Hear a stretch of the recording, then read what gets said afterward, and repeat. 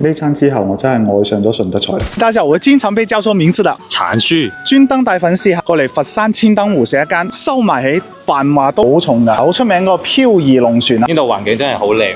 係啊，沉浸式園林景觀喎。順德菜啊，不時不食啊，啲咩嘢啱季節嘅？松茸咯，我哋啲松茸係喺香格里拉空運過嚟嘅，新鮮嘅北極貝同埋做一個葱黃。哦，呢個可以搞㗎。按位上啦。海鮮咧有啲咩海鮮？海釣嘅公升番仔可以按位上嘅清蒸。我哋啲海鮮咧都係每日2點鐘喺珠海嗰邊龍鳳浦撈翻過嚟嘅，比較新鮮嘅。順德整個魚生咧有啲咩魚生推薦？今日翻咗條潮魚喎，可以做日式刺身。呢個靚嘢喎。三文魚嗰啲食得多啦，可以試下呢啲比較少見啲嘅咯。上咗個前菜吞拿魚沙拉，淺淡沙拉開嚟食啊！過嚟食順惠啊，新鮮啊，靚嘢嘅，打孖嚟嚇，翡翠琉璃富貴蝦，咁樣顯得我隻手又粗又短。呢個富貴蝦你睇下，好大塊夠厚身，係第一次食咁大隻嘅瀨尿蝦，真係好鮮甜。嗰個肉質好正，啖肉啊，同埋咧富貴蝦喺咁多海鮮裏面，嗰個肉質啊特別鮮甜啲嘅。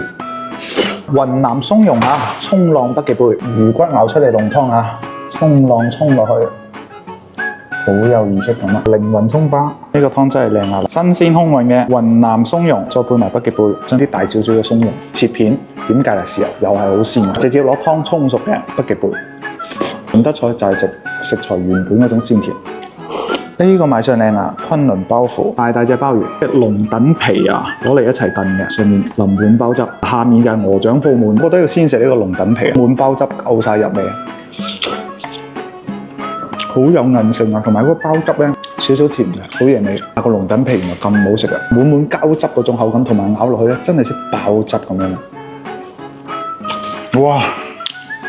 呢個餸我係第一次食，之前視頻有見過，見到家支派自己買一大張翻去自己整，原來咁好食㗎！呢隻鮑魚嚇夠厚身，清蒸海釣東星斑，淋啲豉油落去。呢個東星斑按位上嘅，每人一條，佢唔係好大條嘅啫，但係真係夠新鮮啊！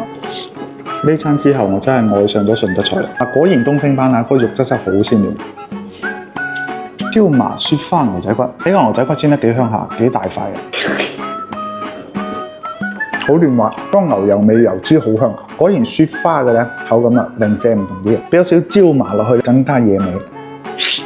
椒漬冰川茄呢個做法咧係將呢個冰川茄炸咗下嘅，俾啲椒漬汁，外面炸得好香口嘅，裡面咧係好鬆軟嘅口感。點嘅食材好新鮮，同埋都係靚嘢。特別嗰個池魚王刺身啊，可遇不可求。隔離千燈湖商圈10分鐘車程，廣州過嚟又好方便，環境又靚，夠晒隱蔽啊，啱晒我哋呢啲咧中意食靚嘢嘅。佛山仲有啲咩好食咧？評論區同我再見，留意住我說。